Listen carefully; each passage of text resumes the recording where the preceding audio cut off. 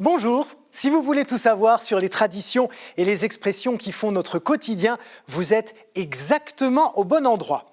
Et aujourd'hui, je vais vous parler de la zizanie. Attention, c'est pas du tout une nouvelle marque de pâtes, hein. Eh vas-y, fais-moi des zizanies. Non, pas du tout. Semer la zizanie, c'est évidemment provoquer des disputes, faire naître la discorde. Et ce mot vient du latin zizania, qui veut dire mauvaise herbe, ce qu'on appelle plus scientifiquement l'ivraie.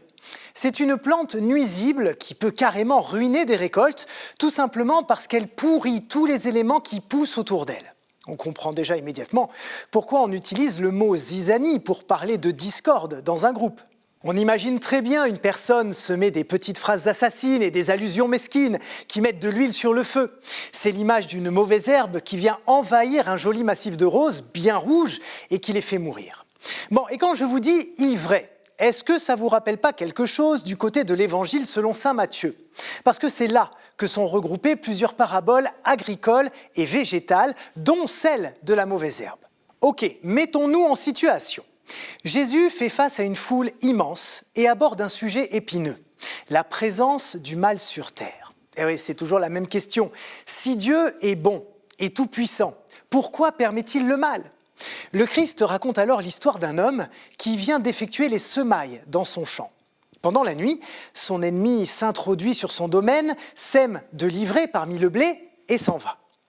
Plus tard, le blé pousse et du coup, la mauvaise herbe pousse en même temps. L'homme se doute bien que c'est son ennemi qui a fait le coup, mais il demande à ne surtout pas arracher l'ivraie, de peur que ses serviteurs abîment également le blé. Et il ajoute ceci.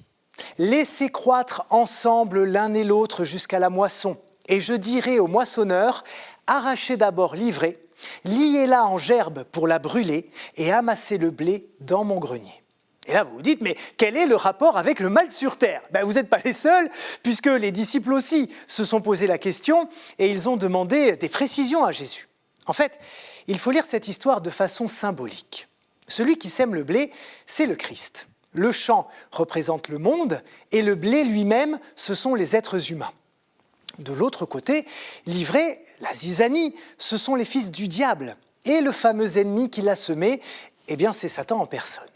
La moisson représente la fin du monde et les moissonneurs, ce sont les anges.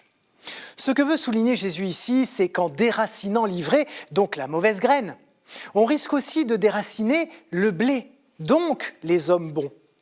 Dieu a choisi de laisser pousser le bien et le mal l'un à côté de l'autre, tout en sachant que le tri se ferait bien plus tard, au moment du jugement dernier.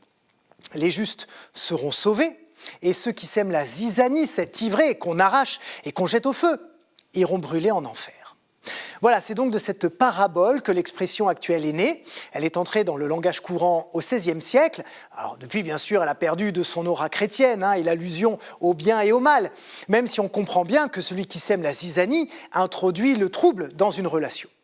Allez hop, encore un éclairage culturel livré à domicile. Merci à tous pour votre attention, c'est fini pour aujourd'hui. À très bientôt pour de nouvelles aventures. Ciao.